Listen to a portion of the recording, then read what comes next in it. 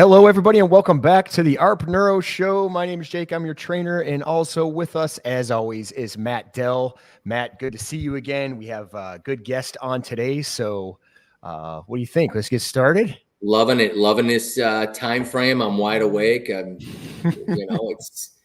think our guest is calling us, checking in from London, I believe, or somewhere in Europe.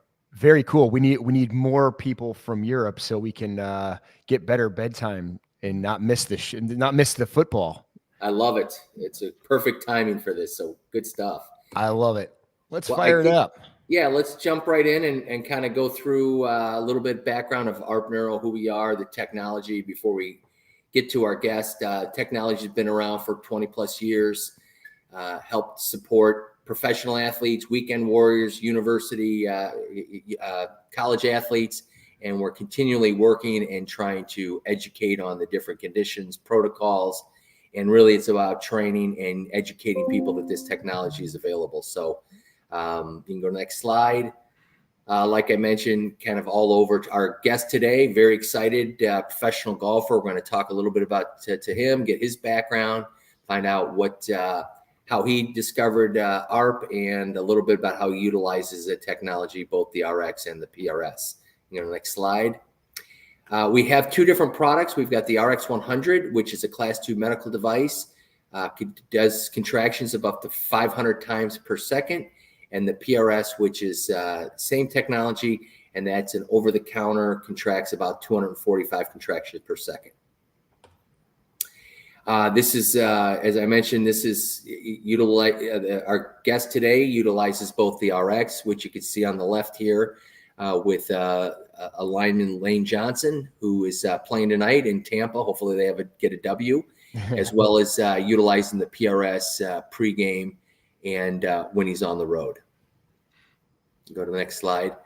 So really, a lot of people ask, hey, how does this compare to a TENS unit? Jake, I'll let you jump right in and kind of give the elevator pitch of how completely different this is than any TENS unit that somebody that's listening or that's on may have experienced. Yeah, 100%. It is definitely the most common question to us because especially our take-home unit, the PRS, it kind of has that same size, but that's really where it kind of ends, even though they're both electrical currents. You have a TENS unit that runs on alternating current. The PRS, which is our take-home unit, runs on direct current. Now, the major difference is that alternating current is foreign to the way the body contracts a muscle. So while you can get to some levels of cellular level, you're not going to be able to get to the point where you can actually retrain the muscles and work neurologically. TENS unit works on a physiological level, whereas the PRS is more neurological because it is harmonious with the way your brain contracts a muscle. So that's a major game changer component that we have with it. As a result of that, we're able to get to levels that you get with getting hypertrophy and strength training. So not only are you retraining muscles, but you're also building muscle at the same time. So it's essentially like doing physical therapy on steroids. Awesome. Good explanation. As you can see here, a lot of common conditions too. You know, we have some of them highlighted. One of the other ones that you won't see on there that's often a very common one. It's not highlighted, but it's down there, is neuropathy. And you know, if you saw that picture in the beginning, where there was an individual with their feet in water, that is a very successful protocol for neuropathy. But as you can see here, a lot of other conditions that we've had a lot of success from. This is just a small list. This is just some of the more common ones. But you know, as we continue to use this, as we continue to have studies, and as we can continue to get a lot of feedback, we see this list this continuing to grow as well. Good stuff. Yeah, it's all about the outcomes. I think you know, as we've experienced this, and as we've gotten accustomed to hearing all these great success stories, you can't argue with the outcomes of this technology, whether it's an ankle or back or foot or whatever ailment you have. This technology will help you know, strengthen whatever area it is needs strengthening to get you out of pain and get you back on the field and or recovering much quicker than traditional therapy has proven to do. Yeah, and we're bringing up a golfer. This is actually Scotty Scheffler utilizing the RX for mobility and back. Can't wait to get our guest speaker on today to ask him a little bit about how he's taken advantage of the technology, both the RX and the PRS. And without further ado, so we're not wasting a lot of that time, let me just kind of explain some of his background, some of his success. He is, like we said, he's a golfer currently competing in both the European Challenge Tour and the DP World Tour. He has clinched multiple clutch pro tour victories in the Oxfordshire, returning to the UK after a standout stint at Marquette University. He has made history as the first Marquette player to earn 4 all-conference honors. His collegiate accolades include 3 consecutive first-time All-Big East selections and the coveted Big East Player of the Year with a career best round of 65 and a 54-hole event score of 202. Farrell's prowess extends from collegiate triumphs to impressive achievements, solidifying his status as a rising star in the golfing world. So everyone, please give a warm welcome to OJ Farrell. OJ, great to see you. Thanks for being on here. And welcome. Yeah, thank you for having me. OJ, welcome. How you doing today? Good, thanks. How are you, Matt? I'm doing great. Where are you calling us from? Where are you located? Worcester, England. Okay. And tell us a little bit about your background. And I understand you're from England. Is that correct? Yep. Yeah, I've lived in Worcester pretty much my whole life, other when I was obviously in college for the States. So. Okay. And tell us a little about that history. Like, what led you to beautiful Milwaukee, Wisconsin? College golf was something I always wanted to do, Okay. and knew about from when I was about 12 years old. And then, we have some really big junior tournaments here throughout the summer, and a lot of college coaches come over and recruit guys during that time. And so I was obviously lucky enough to have several coaches come over, and I decided to go to Marquette in the end. Okay, good. And did you play there all 4 years, or was it? How long did you play it? I was there all 4 years. Yeah. Good. What do you think of Milwaukee? Did you enjoy it? I love it. Yeah, it's my favorite city. Can't beat it. It's a great place. Very good. And so then after college, tell us a little bit about what you're doing now and your career path and the professional game and the grind that you've got there. Yeah, I turned pro in 2020, which was obviously COVID year. So there wasn't a whole lot that year going on. It was mini tours, sort of 1-round tournaments because, I was back in the UK during that time and nothing really opened up. So it was, I got a few wins that year, and it was just more of a sort of a year to just sort of dip my toe in and get used to it. And then 2021, as you said, I won a clutch event at the Oxfordshire and did well in some other events, which got me some Challenge Tour starts. So then played Challenge Tour that year and managed to turn that into a card for 22. And then 23, obviously, was doing Challenge Tour and DP World Tour. So it's been cool. It's been a steady progress since then. Congratulations. Now, for the people that have joined us on this call, tell us a little bit about the grind of a professional golfer. How much time are you banging balls? Tell us a little bit about the background on the workout and what you try to do to, prepare yourself for the grind of a tour. Yeah, I think, so this time of year now is the off season. So it starts off with a workout at the beginning of the day, and then we'll practice. Daylight now, it gets light at about 8:15, gets dark at about 4:15. So it's practice from 8:30 till 4 o'clock basically every day. Obviously in the summertime, if I have an off week, practice will be sort of from 8:30 to 5:30, 6 o'clock. Tournament weeks are a bit different because obviously, last year I think it was 27 events I did, and obviously they're all across the world and mostly Europe. Okay. So Monday's generally a travel day, or Sunday night Monday, flying to where you go to, do some recovery, maybe go to the golf course in the afternoon, depending on when I get in.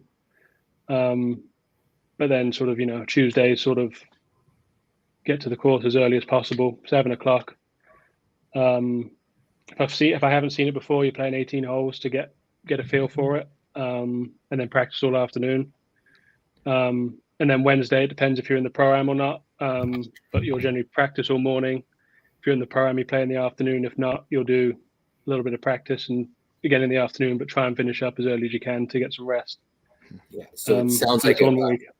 sounds like you got a pretty physical toll on the body through all the training and the practice. I mean, there's a golfer, I don't know if you've heard of him, because back, I'm an old man. So back in my day, I mean, these golfers, they weren't physically fit. They would, drink and smoke cigarettes and old school golf. And then there was this guy, you may have heard of him, came on the pro tour, guy by the name of Tiger Woods. I don't know if heard of him.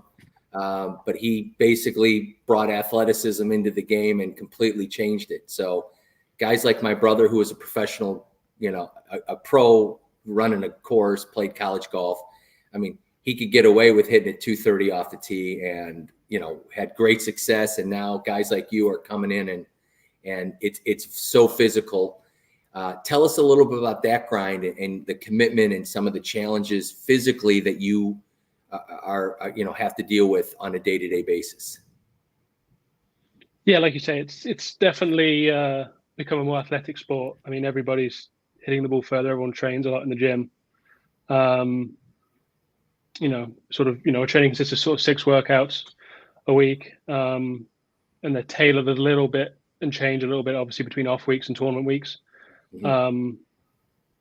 But it's tough because, we'll be playing, like I played in Abu Dhabi earlier in the year or last year even. And we do it in Celsius, but it was pushing 40 degrees every day. Mm-hmm. So, you're out there in the heat playing golf and it was slow. So you're sort of out there for 6 hours in that heat. And then, some guys, like myself that week, I didn't play great. So I went out and practiced a bunch in the afternoon and it takes a lot out of you. Mm-hmm. And then you throw a workout on top of that. So having something like the PRS or the RX is a big advantage for me because I can use that in the evenings to sort of get the body recovered for the next day. Because so a lot of guys on the PGA Tour obviously have ice baths and everything at their disposal, but a lot of the time we don't have that. Mm-hmm. So having something like this where I can just take it with me just gives me a big advantage because I know that if I am tight, if I am sore, if something's giving me a bit of an issue, I can just throw it on and I haven't got to worry about it going into the next day. That's great. So it is, we like to say it is probably one of the best kept secrets in athletics, in sports, because, quite frankly, it's a differentiator, if you will. And we're starting to see that on the NFL level and all these other professional sports that, once one guy in the locker room has it, it's amazing how quickly this spreads. Tell us a little bit about, how you got exposed to it and when you started using it, and was it for a specific injury? So no, initially, I was staying with Chip Turner down in Naples. I believe it was 2020. Okay. And obviously he was using the PRS every day. Okay. Every morning he'd have it on, and I was, interested, and he was telling me everything about it and obviously what goes on with it. And I've got a little bit of scoliosis in my back, but when I would train legs and then practice all day, at the end of the day, my lower left back would always get very tight. Mm-hmm. Just a bit of discomfort, a bit of pain, but a lot of tightness. So he gave me his PRS to try out while I was there for the few weeks. And it was, within the first sort of 30 minutes of using it, the discomfort went away. Mm-hmm. So I was able to get one. And then, I've used it. I use it every morning since. So I've not had that discomfort since using the PRS. I still get a little bit of fatigue, but I know that as soon as I put it on, it's going away. So that was sort of how I started using the PRS. The RX I started using 2 years later, I think it was. Okay. Again, I wanted to see if there was anything else I could do to improve getting loose, improving my back, making sure there's no issues there. And obviously when you scan through, it was in the legs than it was in the back. Okay. And obviously, playing golf, walk a lot, out in the heat all day. So the legs are being used a lot more than you would think, I guess. Mm-hmm. So since having done that work on the legs, it made a big improvement, and then that made it even better. So yeah, it's almost as if Jake, I'd love to get your take. It's that like the Q&A we had with the project. Is it the Project 7? Yeah, that were doing, they were doing, 7 marathons in 7 days, jumping out of airplanes, doing some crazy stuff. And yeah, the recovery piece and the blood flow was, they couldn't believe after doing that and being able to get up the next day and repeat. I've got to believe it's probably pretty similar to you on the, just listening to your schedule, the grind that, it takes to be a professional athlete on a tour. Absolutely got to help. Yeah. Yeah. And that was, I guess, I mean, a good question, OJ. Do you ever use it for the blood flow as well? I know you're using it for muscle contractions, but just getting blood flow, like the background wave. Yeah, I use the PR. So whenever I fly, no matter how long the flight is, but obviously I always have the PRS on when I fly. And I've just kind of worked out my own system. So if the flight's 2 hours long, let's say, I'll do 30 minutes of contraction and then 45 minutes of sort of blood flow. Nice. I'll take like a 10-minute break in between, maybe. On the really long flights, like, when I went to South Africa last year, it's a 12-hour flight. So I put it on for 45 minutes, turned it off for an hour, and then I put it on blood flow and just left it on until it obviously ran out of charge. Yeah. So it was, it was on for it was on for 8 hours basically, to keep me loose, because I'm quite tall, I'm quite big, and those planes haven't got tons of room. I know. So it just helps keep me loose. Yeah. So it's been massive from a travel standpoint. And then after I get done, so tournament days, I'll use the PRS. Or tournament weeks, I'll use the PRS 3 times a day. So I use it first thing in the morning for contraction. I'll use it post round or post practice, depending on practice or tournament day, and I'll do blood flow. And then in the evening, I'll do a mix of the both. Nice. Yeah. So you're definitely taking advantage of what that feature can do. That's awesome. What other areas? Tell us a little about pad placement and some other areas that you've had taken advantage of, both the PRS and the RX, other than lower back. I use the PRS everywhere during a tournament week. So in the mornings, I generally go lower back, just because that's the area I know that I need the most attention on. But like, for example, like once last year, I woke up sleeping on a hotel bed and my neck was stiff. So I put the pads, 2 on the shoulders, 1 on the back, 40 minutes in the morning just to loosen it up, and it solved it straight away. But in the evenings after tournament day, I will do feet, calves, hamstrings, IT bands, quads, lower back, mid back, upper back, and neck generally. So I go through the whole body. But yeah, I mean, I use the PRS. RX, I use the RX more if I can tell my body's fatigued, if something's aching, I have used it everywhere. But the RX will be more situational, whereas the PRS I'll just use all the time, regardless of whether it's sore or not, because I know it's helping me be ready for the next day. So OJ, quick question on you mentioned, since we're on pad placement, you were talking about, you sort of alluded to the search portion where, when they did a search, you said it wasn't on your low back. Could you explain to like where those hot spots actually were and how it actually did improve your low back, even though it wasn't actually on the low back area? So the spot was probably 4 or 5 inches below the glute in the hamstring on both sides. And then it was sort of mid thigh, but on the inside, kind of where the boxer line would come. Got it. So those are 2 areas. Those are my 2 hot spots for my lower back when obviously I was searched or scanned. And it's interesting, and you still got improvement from your low back on those 2 placements.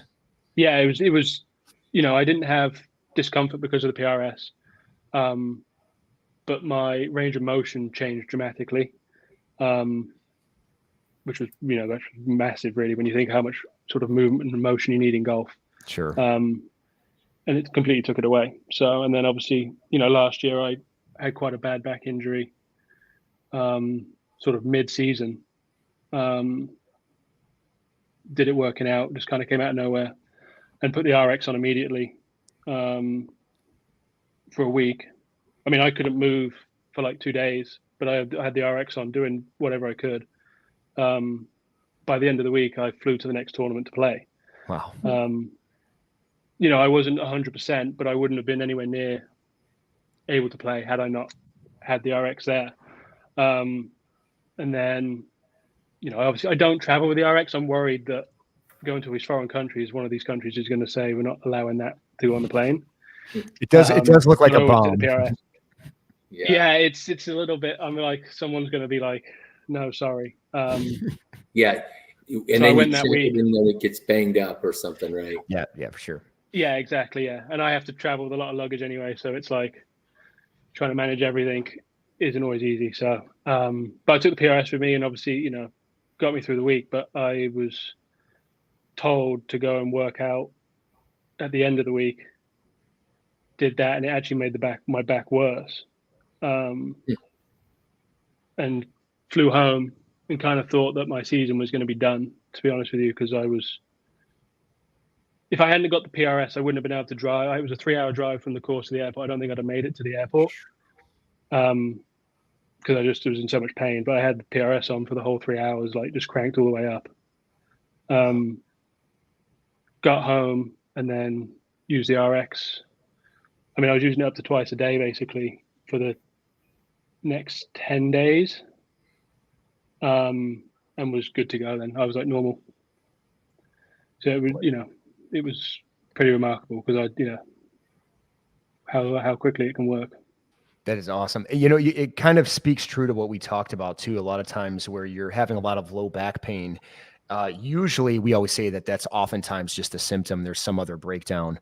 And you explained, that to a T. When you were scanned with the RX, there were other areas away from the back that you noticed were the hot spots and you still saw the improvement. So you kind of anchored into the actual problem that you were able to fix it as opposed to just sort of treating the symptom. So we see it a lot, but it's just it's nice to see, kind of working in progress when somebody else is actually using it for a competitive reason. Yeah.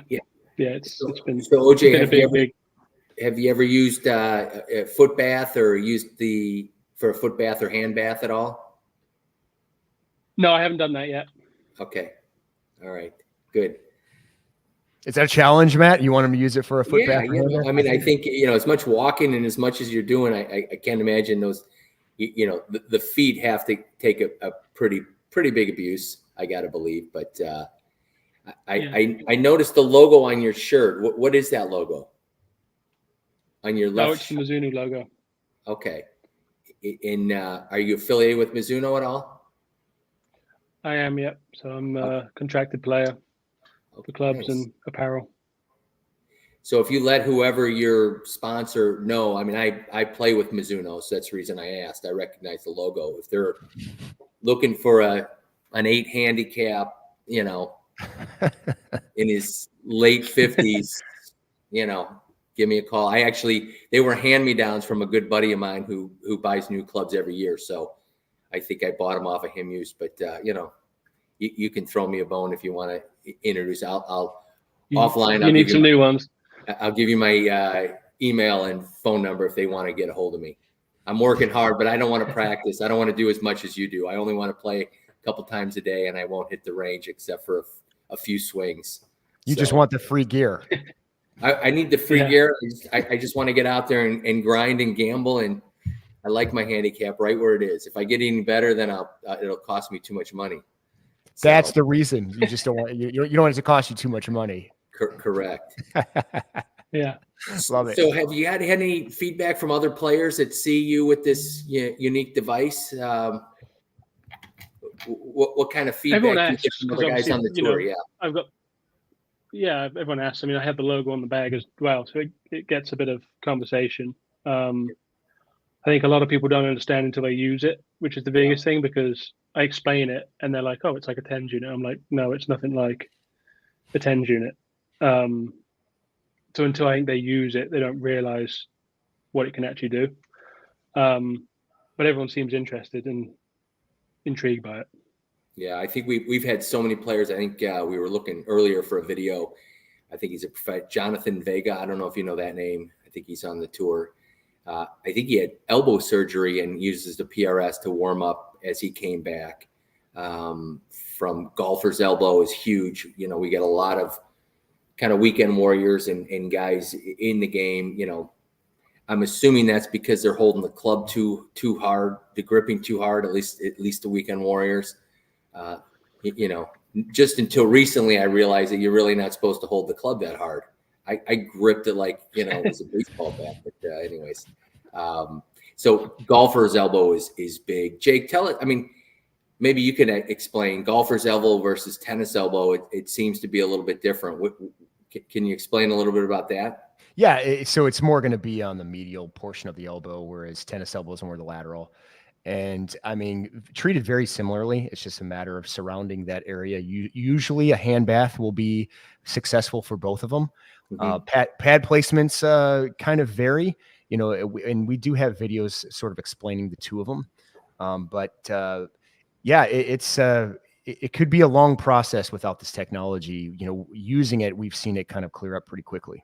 So yeah, I had tennis elbow, and I think it took me pre PRS or before I knew it. I mean, it took me almost a year to recover. I mean, it was unbelievable pain, and keeps you out of the game. And so the PRS is an absolute game changer for that. But good. And I'm assuming you hit it a little further than 230. Is that an accurate statement? Most of the time I do, yeah.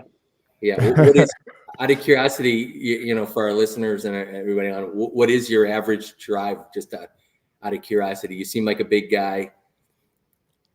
Yeah, carrying it about 317. So the ball speed's up at 186. Okay. Top speed 126. nice. So Wow.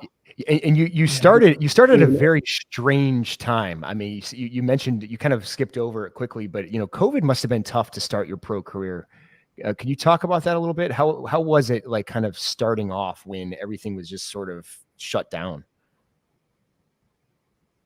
it was still really exciting because, you know, I'd always wanted to play professional golf, always dreamed of it. So it didn't really matter that COVID was going on because I was still able to play tournaments. It just, you know, I think the season would have started in April, May time. You know, didn't play anything till the end of June. So, you know, at one point it looked like we were going to do anything that year. So it was just, you know, we were playing, like I said, 1-day tournaments instead of 3-4-day tournaments. Yeah. Because you couldn't stay in hotels or, you know, not much was open. So you couldn't physically do that. But because it was kind of the same for everyone, there was a lot of, you know, my first year was a pro, but there was a lot of DP World Tour players who were playing in these events because they had nothing to do as well. So it was really good competition. So in a way, it was a good way to start because I was playing with the players I wanted to be playing with, but obviously just in a 1-day format instead of a 4-day format. So it was a year really of just lots of practice, play a 1-day tournament sort of once a week, and go from there really. But yeah, it was strange because I've never really done 1-day tournament stuff before. So, but at the same time, it was fun and, you know, a good year, I guess. That's cool. So you're going into your 4th year now after all that. What are your big plans, you know, in your career for 2024? You know, I didn't have the best of seasons last year, so I want to get back on the DP World Tour this year. I mean, that's the big goal. So I'm just, you know, focusing on, you know, taking every day at a time, doing what I need to do. My game feels as good as ever. Everything feels really good right now. So it's just a matter of, you know, I learned a lot from the last year and the previous seasons as well of how to handle the traveling, how to do everything. You know, not overreacting to certain events or certain situations and being able to, I think I've just matured a lot is the biggest way to put it. So this year, I think, you know, from what I've learned, I can have a really, really good year and get some wins and, you know, take that step back to the DP World Tour. Fantastic. Love it. So I've got a few more questions before we wrap up. Very simple. Number one, and you can't think long and hard of these. Junior golf. Okay. Your junior golf, biggest moment, happiest moment in junior golf. What was it? I think probably winning men's club championship for junior golf. Because I remember when I first started playing, I was, well, first got a handicap, I was 7, and said that I was going to win that. And then won it 4 years later, I think. So that was pretty cool. Okay, cool. I like that. Collegiate, biggest collegiate memory in golf. I think winning, I don't know if it's winning the Big East the first time or the second time as a team. Both were pretty special. That's Okay, awesome. good. And now, biggest professional moment to date.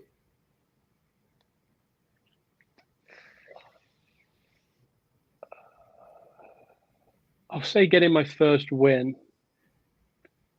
was pretty Okay. special. I think doing it, my first professional tournament was my first win, but I think doing that straight away was pretty cool.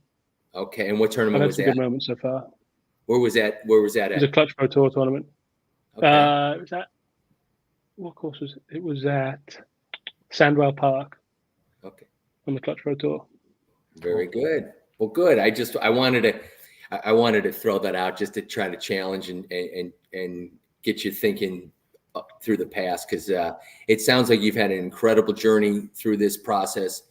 I can speak on behalf of all the ARP Neural team that we're so glad that you found this technology, that you're using it, and that it's helping you on a daily basis. We're always here for you if you have any questions or pad placements or needing anything. You can always get us live or at info@arpneuro.com.